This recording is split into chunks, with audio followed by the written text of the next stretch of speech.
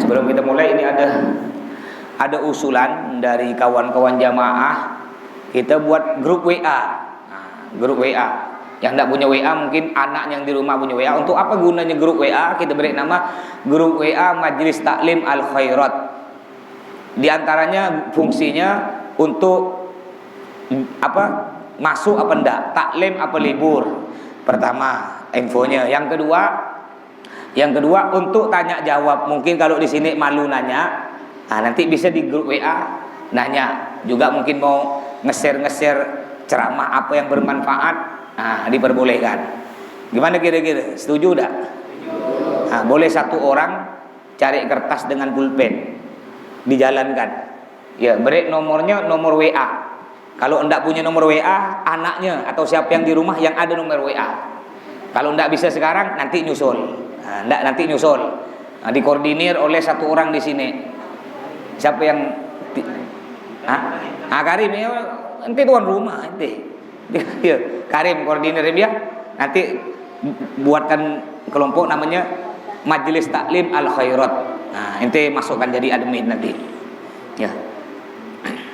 Biar enak info. Mungkin libur. Ini kemarin libur, enggak tahu malam Selasa depan. Biasalah musim Isra Mi'raj nih ya, naik ke langit sekarang nih. Ustaz-ustaz banyak naik ke langit. Kalau Nabi Muhammad naik ke langit dapat oleh-oleh sholat. Kalau ustaz naik ke langit tuh dapat amplop.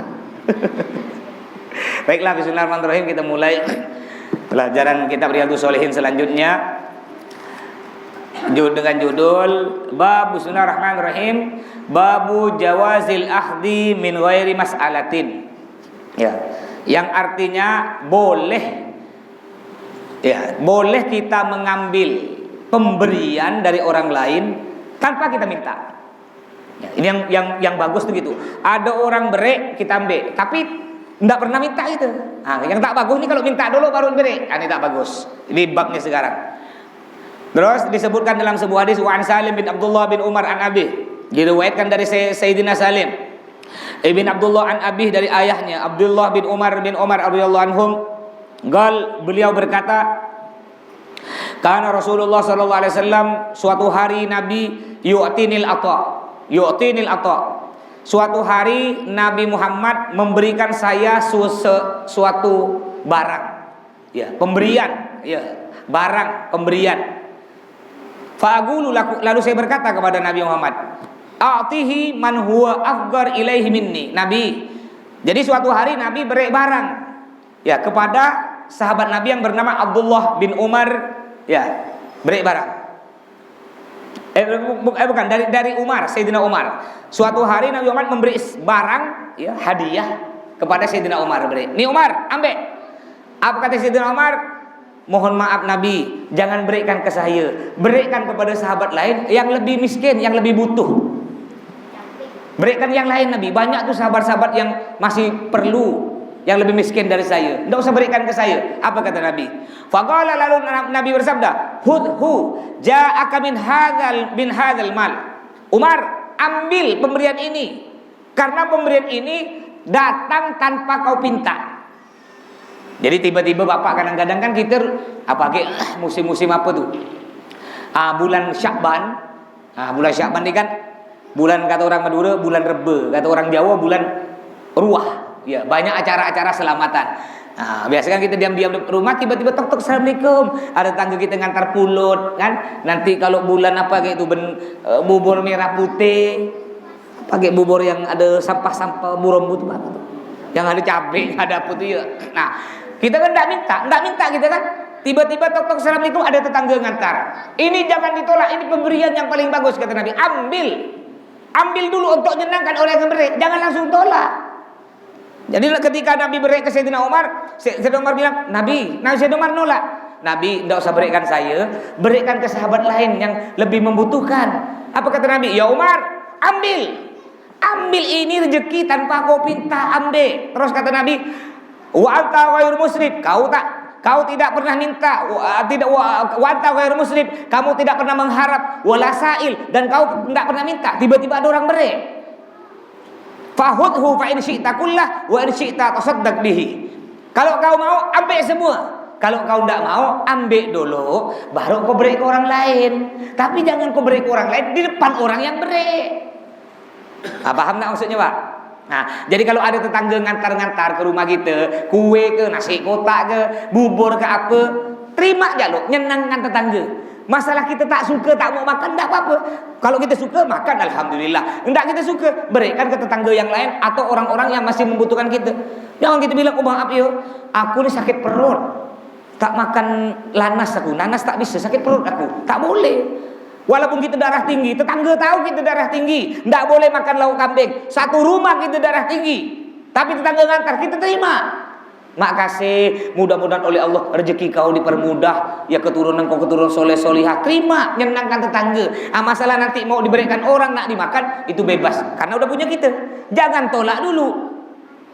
Terus kata Nabi, Gala Salim lalu Salim berkata, fakana Ibnu Umar, lalu setelah itu Ibnu Umar, ya, la yas'al ahadan syai'an wa la yaruddu syai'an utiyahu. Sejak hal itu terjadi, jadi ketika Nabi beri barang kepada dia lalu dia tolak, suruh beri ke sahabat yang lebih membutuhkan, lalu Nabi bilang, ambil, ini kau pemberian yang tanpa kau pinta. Sejak terjadi hal itu seumur hidup, Sayyidina Abdullah bin Ibnu Umar ini tidak pernah menolak pemberian orang, tidak pernah nolak dan tidak pernah minta. Seumur hidup tak pernah minta, tidak pernah minta, tidak pernah nolak. Ini orang yang bagus. Jadi berusahalah kita mengikuti jejak-jejak sahabat Nabi, mengikuti akhlak-akhlak Nabi. Jangan sampai kita minta-minta, Pak, jatuh harga diri kita. Makanya Abi, contohnya Bapak lah nih, selamat Bapak di sini nih. Ini contohnya bangunan terbaru Al Jihad, lantai 4 warna hijau, itu habis 1 miliar lebih. Saya mau tanya, ada tak pondok datang ke rumah Bapak bawa proposal untuk minta bantuan bangunan? Ada? Enggak ada kan? Enggak ada. Pernah enggak santri datang ke pondok minta bantuan untuk makan anak yatim? Pernah? Enggak pernah. Kenapa? Karena Abi udah bersumpah. Jadi dulu tuh Abi pernah Dulu Abi pernah ketika bangun pondok laki-laki yang lama tuh, Pak. Maksudnya kan Bapak yang kerja semua nih. Saya masih ingat, saya masih kecil dulu tuh. Yang Habib Anis yang bangun dulu. Jadi pada waktu itu minta sumbangan semen, kata Abi. Abi cerita ke saya. Sumbangan semen, jadi fitnah. Nggak tahu fitnah dari suara mana ya, zaman dulu nih ya.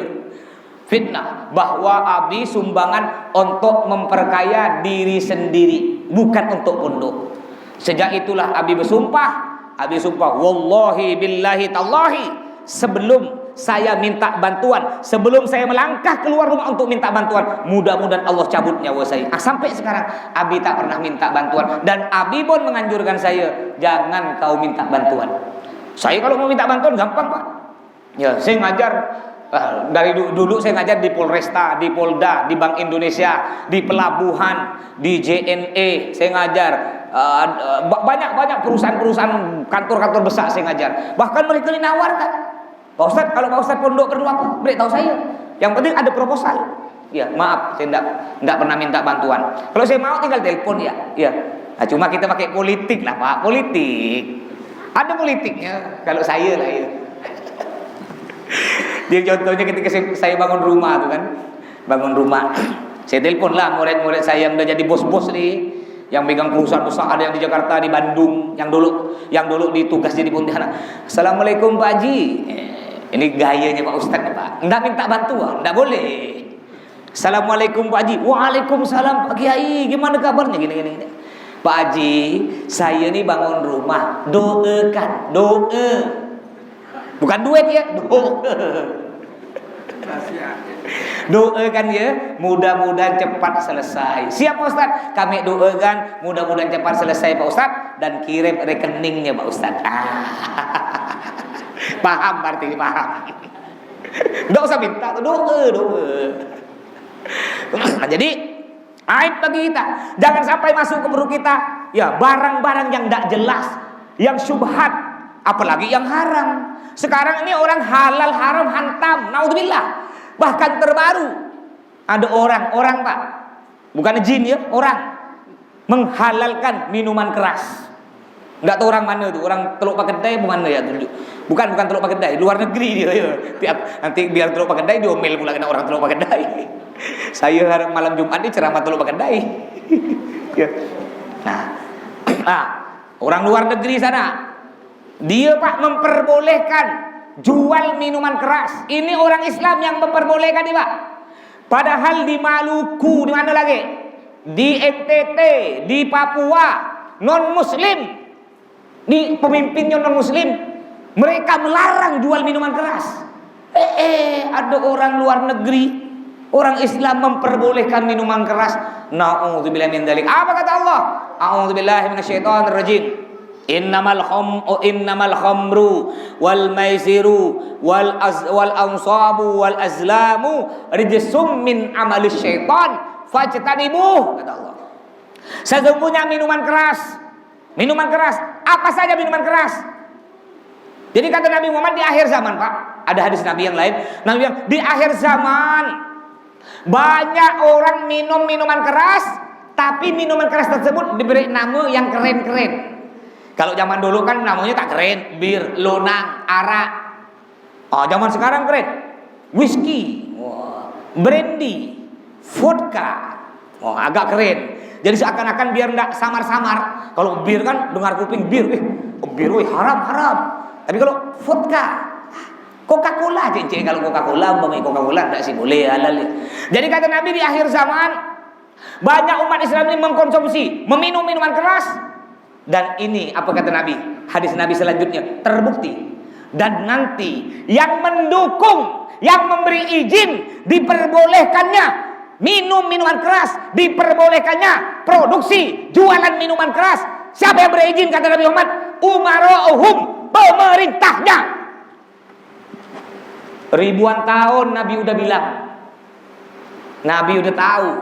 Jadi kata Nabi di akhir zaman banyak umat minum keras, dan yang berizin pemerintahnya. Apa kata Allah? Innamal khamru wal maisir. Sesungguhnya minuman keras. Apa itu minuman keras? Apa saja yang memabukkan. Wal maisir, judi. Rijsum min amalis syaitan. Itu perkara yang najis, yang haram. Min amalis syaitan, termasuk perbuatannya setan. Fajtanibuh, kata Allah, jauhi. Ini ada ulama-ulama yang agak bengkok-bengkok, cari dalil, bingung dicari dalil.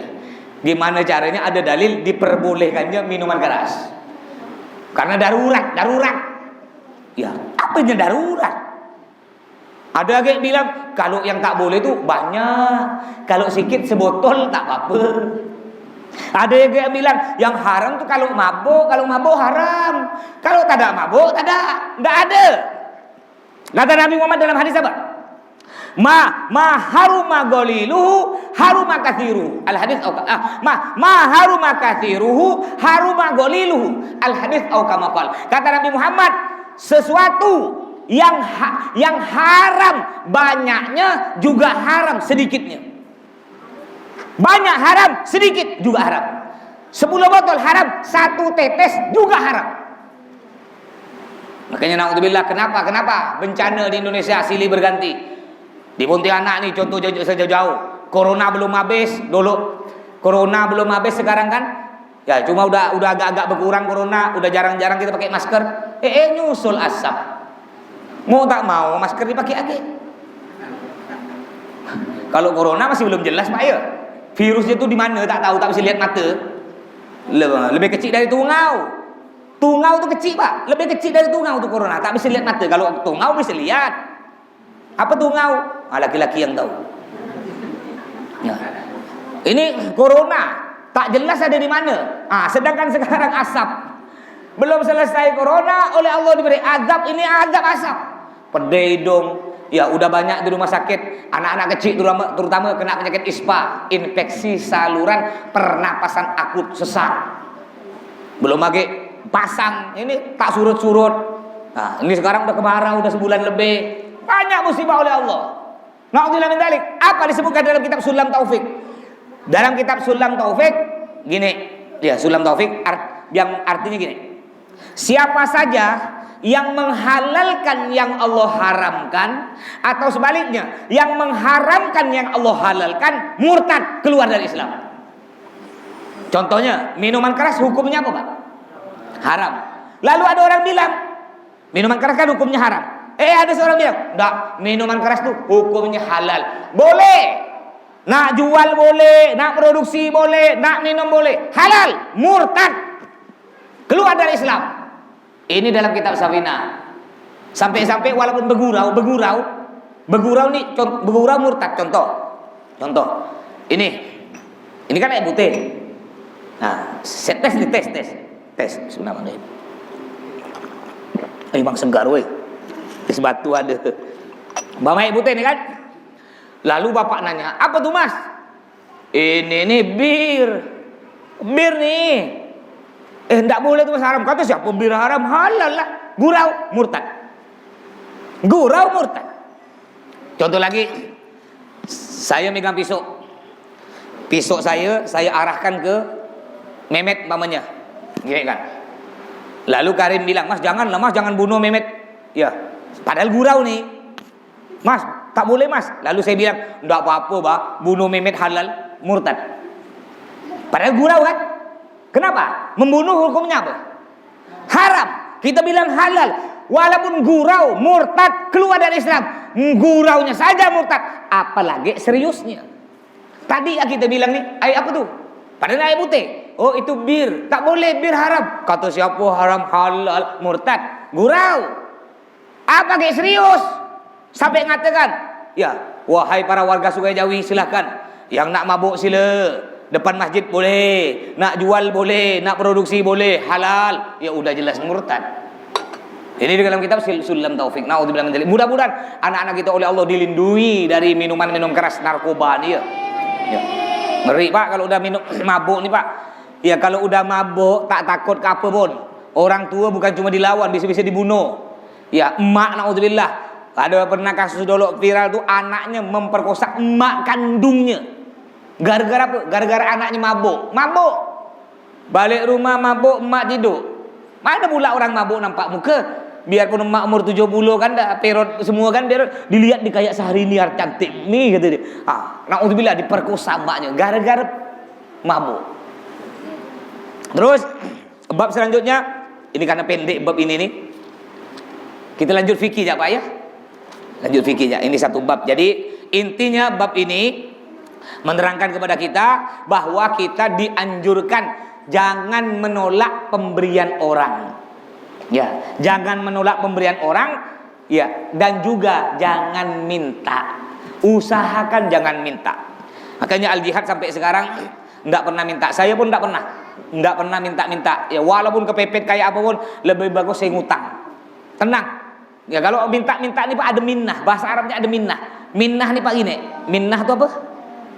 Bahasa kita tak nyaman. Contoh, saya suka minta duit ke seorang Pak Haji. Enggak bilang Bang Rahman, Pak Haji nih, kayu pamannya. Saya suka, Bang Rahman ini suka bantu saya. Bantu pesantren saya, bantu 100 juta, 50 juta. Suatu hari Bang Rahman anaknya mondok di Al-Jihad semuanya. Anaknya nakal sekali. Pelanggar dah berapa kali. Sedangkan santri lain kalau melanggar besar saya berhentikan. Tapi anak Bang Rahman melanggar lebih besar dan sering, saya tidak berani berhentikan. Kenapa? Tidak enak ke Bang Rahman. Nah, ini kalau diberi orang Pak, kita tidak enak. Tapi kalau kita tidak minta ke orang, slow aja. Nah, inilah Al-Jihad juga tidak mau apa bantuan dari pemerintah. Tidak mau gitu. Kalau sekolah umum beda, sekolah umumnya tidak usah hitung. Bangunan pondok nih, Abi tidak mau. Kenapa? Yang dapat dari pemerintah kayak gitu. Kita dapat 1 miliar dibangun, nanti diatur. Pak Ustadz, tolong ya program pondok kayak gini ngatur. Oh tak bisa. Nah, sedangkan kita tidak pernah minta bantuan, aman. Tidak boleh kau nak ngatur aku, kau tak ada beri aku tak ada nerima dari kau. Makanya dianjurkan kita jangan menolak pemberian orang, dan dianjurkan kita jangan minta-minta kepada orang. Kalau orang beri kita tanpa dipinta, silakan diterima. Mau dimakan sendiri bagus, diberikan ke orang juga tidak apa-apa. Baik, kita lanjutkan pelajaran fikih. Ini ngabiskan kemarin tentang sunnah-sunnah solat. Bismillahirrahmanirrahim. Kitab Al-Aham yusannu fis sujud. Disunnahkan di dalam sujud Wad'u rukbataihi, meletakkan. Nih, kita sujud Pak, apa lo yang disimpan di lantai? Ketika kita sujud nih, ini sujud. Apa lo yang simpan di lantai? Apakah lutut, apakah tangan? Yang sunnah nih ya. Nah, sunnahnya yang pertama, ketika kita sujud, wad'u rukbataihi. Ya, meletakkan lututnya, lutut lo. Setelah lutut, thumma yadaihi, baru tangan. Setelah tangan, baru thumma jabhatahu wa anfihi ma'an, baru wajah berbarengan dengan hidung. Jadi gini sunnahnya nih kalau kita sujud ya. Nah, sunnahnya nih sujud. Ini ruku sami Allahu liman hamidah. Lalu kita sujud, Allahu akbar nih. Lutut jatuh, baru tangan, baru muka dengan hidung. Ini bagi orang yang tak sakit lutut. Jangan dipaksa. Kalau dipaksa bisa salto. Maksud kami mau ngamalkan sunnah lo. Jatuh lo lutut, bisa salto Pak. Kalau kita tak kuat tak apa-apalah jatuh tangan lo kan. Ya kalau dipaksa sakit. Kadang-kadang kalau saya pun sengal, ya mau tak mau tangan dulu. Ya lebih enak sih tangan, enggak sakit daripada lutut dulu. Tapi kalau kita kuat, sunnahnya ketika kita sujud, sujud jatuhkan dulu lututnya, baru dua tangan, baru kepala barengan dengan hidung. Terus wa antakuna yadahu mansyuratain la maqbubatain. Kedua tangannya ketika sujud simpan di lantai, jangan digenggam. Apa namanya nih? Apa nih? Dilepas tangannya gini, enggak usah genggam, lepas. Terus wa antakuna asabi'uhuma matmumatan la mufarraqatan. Jari-jarinya rapat gini, bukan renggang. Jadi jangan digenggam tapi lepaskan gini. Dan jari-jarinya rapat, bukan renggang gini, rapat. Terus ini yang sunnah Pak ya, sunnah. Kalau kita tidak lakukan ini tidak batal, cuma berkurang pahala sunnah. Jadi kalau kita melakukan semua nih, ya sujud tadi lutut dulu turun, baru tangan, itu udah dihitung pahala. Lalu kita nyimpan tangan kita tidak digenggam tapi diginikan, udah pahala lagi. Kita nyimpan tangan rapat, jari rapat bukan diginikan, pahala lagi, pahala terus. Wa antakuna muttajihatan ilal kiblah, jari-jarinya menghadap kiblat. Nah, jadi ketika kita sujud, jari-jarinya menghadap kiblat, bukan gini. Terus wa yujafir rajul baina mirfaqaihi wa jambaihi wa baina batnihi wa fahidaihi. Laki-laki agak renggang. Udah tahu Bapak ya laki-laki. Nih laki-laki nih. Gini Pak Bu ya. Ya, renggang. Perutnya agak diangkat, ndak rapat.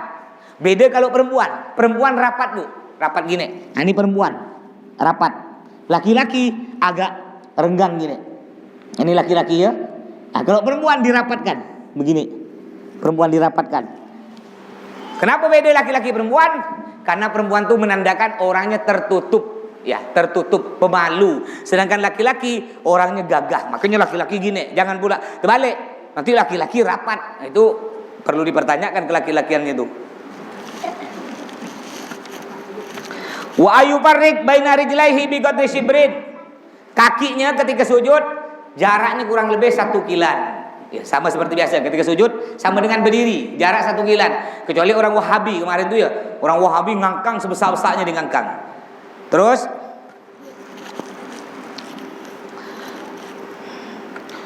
wa yaksifa yadaihi wa rijlaihi, dan disunnahkan membuka telak tangannya dan kakinya. Maksudnya gimana? Kalau pakai sarung tangan, buka sarung tangannya. Kalau pakai kaos kaki, buka kaos kakinya. Ini sunnah. Tapi andaikan kita sholat pakai kaos kaki, pakai sarung tangan, tidak apa-apa, boleh hukumnya. Tapi sunnahnya dibuka.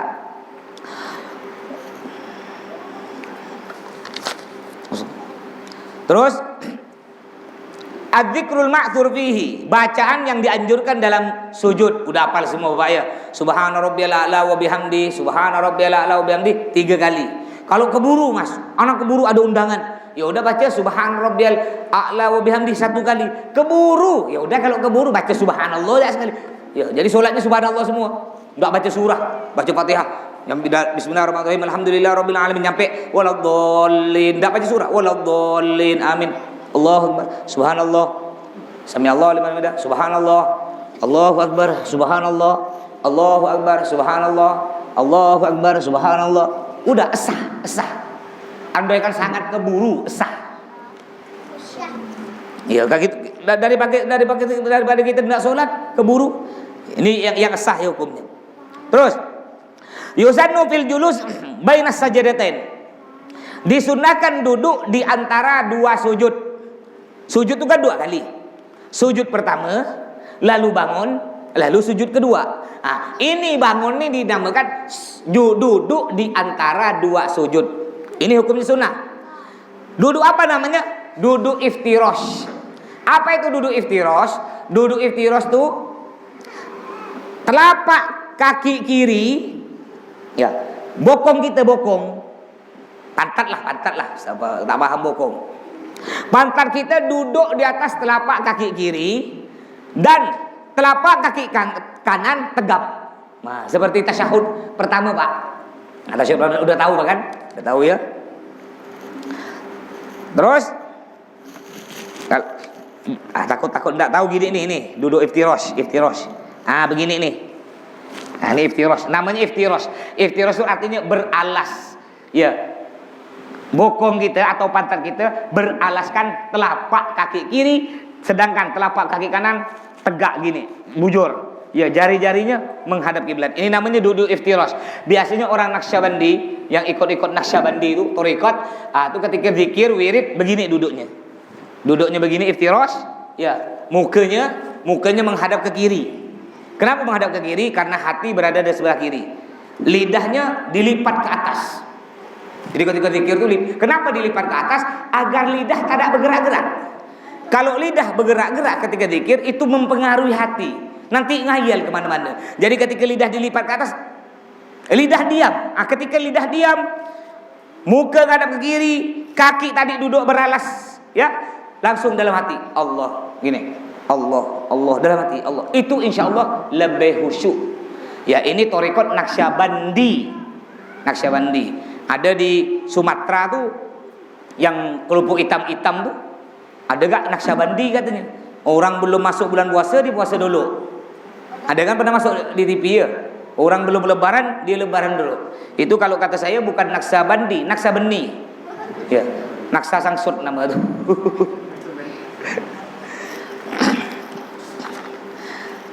Mana tadi loncat? Terus yusannu fit tasyahudil akhir. Disunnahkan tasyahud terakhir, tahiyat terakhir, at-tawarruk, duduk tawarruk. Apa duduk tawarruk? Nah, duduk tawarruk yang seperti biasa tasyahud terakhir tuh, Pak. Bokong kita, body kita, pantat ada di lantai. Ya. Terus telapak kaki kanan bujur. Kaki kiri nyulur ke bawah, betis kanan nyulur. Ya kayak biasa tasyahud terakhir. Nih gini nih. Ini tasyahud terakhir lagi nih. Nah, ini tasyahud terakhir. Ya, ada kaki kiri nyulur, bokong atau pantat ada di lantai, ini kaki kanan bujur gini. Ya, ini tawarruk namanya, tawarruk. Duduk tawarruk. Kayak unta. Unta biasanya duduknya gitu unta.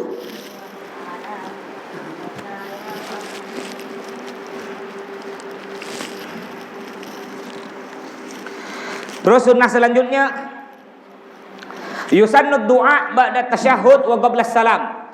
Disunahkan membaca doa setelah tasyahud wa qabla salam dan sebelum mengucapkan salam. Ketika Bapak udah doa tasyahud terakhir kan ya muqallibal qulub. Kan? Bukan. Allahumma shalli ala sayyidina kama baraka ala sayyidina Ibrahim wa ala sayyidina Ibrahim fil alamina innaka Hamidum Majid. Itu tasyahud terakhir. Stop. Sebenarnya stop. Tapi dianjurkan sebelum assalamualaikum, walaupun kita udah selesai tasyahud, dianjurkan baca doa. Tapi doanya harus bahasa Arab. Tidak boleh bahasa lain, harus bahasa Arab. Di antaranya doanya apa? Ya muqallibal qulub, tsabbit qalbi ala dinika wa ala ta'atik. Yang artinya, wahai Allah yang membolak-balik hati, tetapkan hatiku atas agama, taat dan selalu beribadah, beriman kepadamu. Doa apa aja? Boleh Rabbana atina fid dunya hasanah wa fil akhirati hasanah wa qina adzabannar. Rabbighfirli wa li walidayya warhamhuma kama rabbayani. Doa apa aja bebas. Yang penting doanya bahasa Arab ya. Selain bahasa Arab enggak boleh, batal. Batal salat kita. Enggak boleh, harus bahasa Arab. Enggak hafal Mas, Boleh tak kita doa megang? Shh, shh, diam. Bentar lagi sayang ya. Nah, boleh tak kita baca doa megang kitab? Boleh. Tapi kan kita bergerak mas. Caranya jangan lebih dari 2 kali gerakannya. Umpama kita tidak hafal doa nih, kita mau baca doa. Atau bapak solat mau baca surah panjang-panjang, tidak hafal. Umpamanya mau baca surah Ar-Rahman, tidak hafal. Solat nyimpan Quran, saya biasa baca. Nah, kalau malam Jumat tuh kan, kita baca surah panjang-panjang. Ketika tahajud jam 3 tuh, itu simpan Quran kecil di sini. Quran biasa, Quran besar, cuma yang ukuran kecil, simpan di kocek sini. Sampai tapi sebelumnya biar enak, kita beri tanda loh. Al-Quran kita atau doa yang nak baca itu lipat beri tanda, biar tak repot nyari. Nah, jadi ketika kita nak baca surah panjang atau nak baca doa nanti tasyahud, contohnya baca surah panjang, waladhdallin, ya, amin, ambil. Ini dihitung 1 gerakan, 2, ya. Caranya biar tidak dihitung lebih dari 2 gerakan, harus ngerem, tetap dihitung 1. Contoh nih, sampai Quran, ini Al-Quran atau wirid. Lama berhentinya sekitar mengucapkan apa kemarin? Subhanallah. Kalau didetikkan berapa detik? 2 detik. Subhanallah. Kurang lebih 2 detik. Jadi kalau ngambilnya gini, ngerem. Nah, baru buka. Yang udah ditanda, baru baca. Ketika selesai tutup, simpan atau dijepit di sini boleh. Kalau saya biasanya saya jepit di sini. Al-Quran saya jepit. Allah, ini contohnya jepit ya. Lalu kita ruku, Allahu Akbar. Karena kalau simpan sini takut jatuh. Atau boleh juga umpama kita sholat di sini ada lemari. Nah, selesai baca surah panjang, kita simpan Quran kita sini. Yang penting tadi ngerem ya. Nah, udah tahu cara ngeremnya kan? Nah, kalau saya biasanya saya jepit gini. Allahu Akbar. Kalau pengen sholat tahajud baca surah panjang, nah dijepit. Tapi kan kurang ajar mas. Masa jepit di ketiak? Ya, itu kalau masukkan dalam ketiak kurang ajar. Ini kan pakai baju. Macam-macam budak dicari ya kesalahan orang ya. Udah dia tak sholat tahajud, salah terus. Terus yusannu fis salam. Disunahkan ketika mengucapkan salam, assalamualaikum. Kapan kita mulai? Ayat tadi abihi wa wajhu mustaqbilal qiblah wa taslimatu tsaniyah wal iltifat bi'atu yurahadu fi taslimatain min al khalaf. Wa yabda al iltifat indal mim min alaikum. Jadi assalamualaikum tuh mulainya kapan? Kita noleh. Kapan kita noleh? Jadi ketika kita tasyahud, ketika kita mengucapkan assalamualaikum, nolehnya ketika nyampe kum, noleh kanan. Contoh, assalamualaikum warahmatullah. Bujur lagi. Assalamualaikum warahmatullah. Nah, ini sunnahnya. Bukan gini. Biasa orang kan assalamualaikum warahmatullah, assalamualaikum warahmatullah. Ya enggak apa-apa, enggak batal. Cuma pahala sunnahnya berkurang. Jadi yang betul ya, kalau mau assalamualaikum, ingat ketika nyampe kum baru nih. Assalamualaikum warahmatullah. Bujurkan dulu. Assalamualaikum warahmatullah. Nah, ini yang sunnah. Terus dikit lagi. Wa tusannu jalsatul istirahah, disunnahkan duduk istirahat. Apa itu duduk istirahat? Fi kulli raq'ah yagumu ba'daha wa waqtuha indal qiyam min ar-raq'atil ula wa tsaniyah wa tsalitsah. Dianjurkan duduk istirahat. Sebelum nih contohnya duduk istirahat. Kita kan sholat tadi sholat maghrib. Ketika rakaat pertama, Allahu Akbar ya. Lalu kita sujud pertama, duduk di antara sujud, lalu kita sujud kedua. Sujud kedua itu kan kita berdiri. Sunnahnya bukan langsung berdiri. Setelah sujud nih, bukan langsung berdiri gini. Sunnahnya duduk sebentar ya. Nih, sunnahnya jangan langsung berdiri. Ini sujud. Jadi gini sunnahnya. Allahu Akbar. Ini sunnah.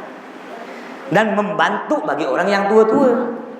Coba andaikan diwajibkan, enggak boleh gitu, harus langsung berdiri. Aduh, bahaya gak ya? Iya kalau yang muda-muda biar gini pun langsung enggak megang bisa yang muda aja kayak gini. Oh, langsung gini. Oh. Kuat dia. Kalau yang tua yang sakit-sakitan kan bahaya. Makanya ada duduk istirahat. Jadi ketika sujud, ya sebelum berdiri jangan langsung berdiri gini, ya. Nih lihat sujud. Allahu Akbar, ya. Nah, itu namanya duduk istirahat. Ini sunnah. Terus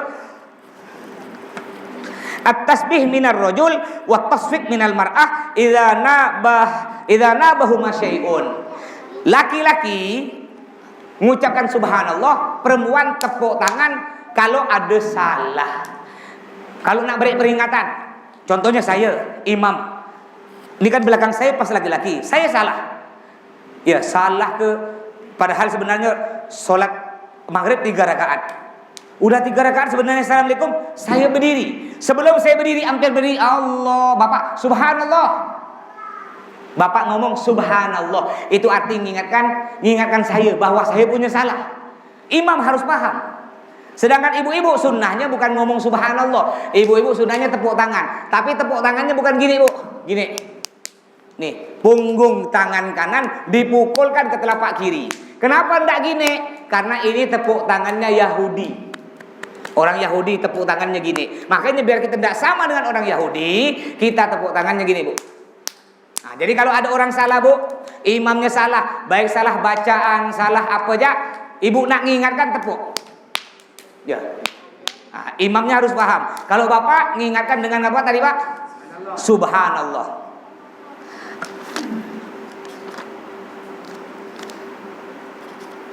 Mungkin sebelum saya lanjut ada pertanyaan, silahkan.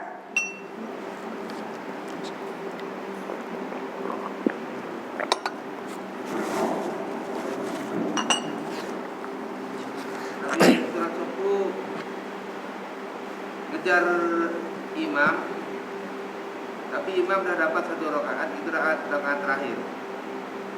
Rakaat terakhir ini kan jelasnya kan imam baca kunut.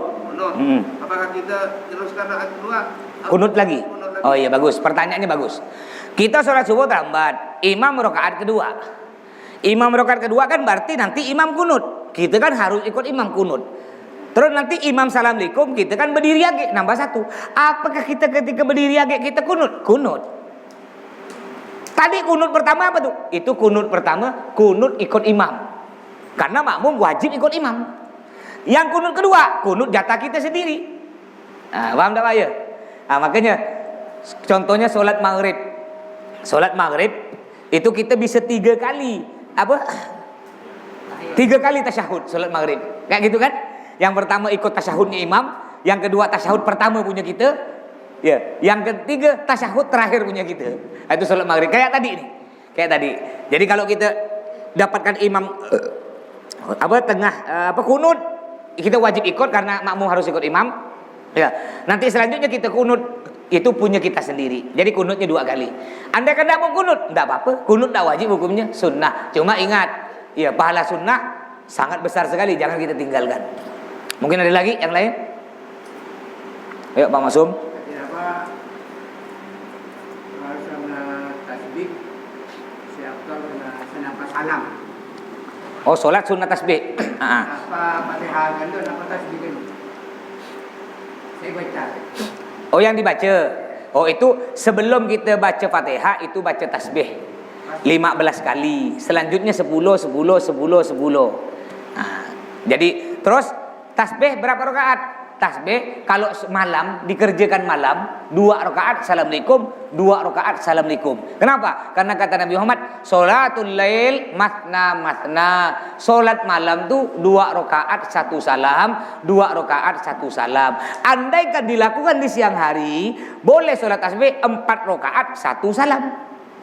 Andaikan dilakukan. Jadi solat tasbih itu boleh siang, pagi siang boleh. Jadi kalau sholat tasbih dilakukan di siang hari boleh 1 salam 4 rakaat. Kalau di malam hari sunnahnya 2 rakaat assalamualaikum, 2 rakaat assalamualaikum.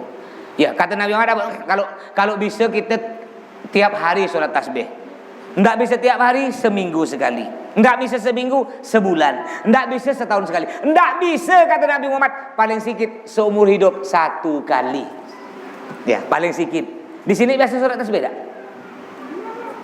Pernah sholat tasbih wajib? Tiap malam?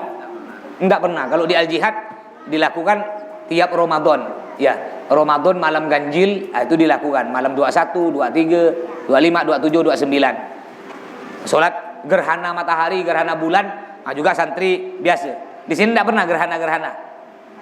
Sebenarnya boleh nanti ya. Insyaallah nanti kalau ada gerhana kita gabung dengan santri. Kalau gerhana Bapak bingung, Pak. Salat gerhana nih. Ngapa bingung? Fatihahnya 2 kali. Rukuknya 2 kali. Jadi gini nih, imam dia. Aneh pokoknya sholatnya. Tidak pernah Bapak lihat. Nyampe waladhdallin amin. Bismillahirrahmanirrahim. Inna a'tainakal kautsar fasholli li rabbika wanhar. Inna syani'aka huwal abtar. Allahu akbar. Sami Allah liman hamidah. Bismillahirrahmanirrahim. Alhamdulillahirabbil alamin. Baca lagi. Bingung kan? Nah, ini sholat gerhana. Tidak pernah.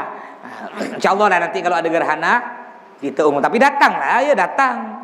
Itu cuma santri yang datang. Jadi silahkan lakukan sholat tasbih walaupun seumur hidup sekali. Nggak tahu caranya mah, nggak tahu caranya sholat tasbih, nggak tahunya caranya sholat gerhana, boleh beli. Kan ada tuntunan sholat warna ungu, warna geribang kalau nggak salah ada tuh. Santri banyak punya, jual di pasar tuh. Itu tuntunan sholat, cara sholat, ya sholat sunnah tuh ada di situ. Kalau kurang paham, boleh nanti tanya ke saya. Inilah gunanya grup Pak. Nanti grup WA ya, tolong setor semua nomornya ke Karim, ibu-ibu pun masukkan ke Karim. Nah, nanti di situ boleh nanya, Mas gimana caranya ini, Mas apa hukumnya ini? Jangan malu. Kalau malu nanya di grup Japri, langsung nanya ke saya, jangan malu.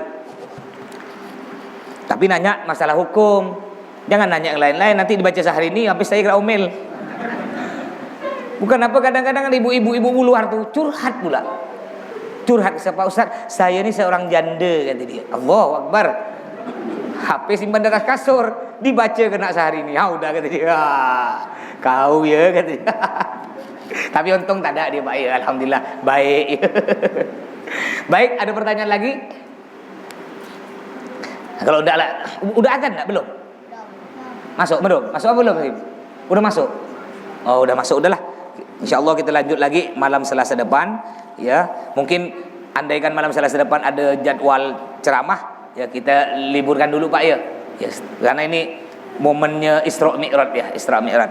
Baik, sampai di sini mudah-mudahan semua sehat, panjang umur. Ketemu lagi dengan pelajaran malam Selasa yang akan datang. Kurang lebihnya mohon maaf. Wassalamualaikum warahmatullahi wabarakatuh.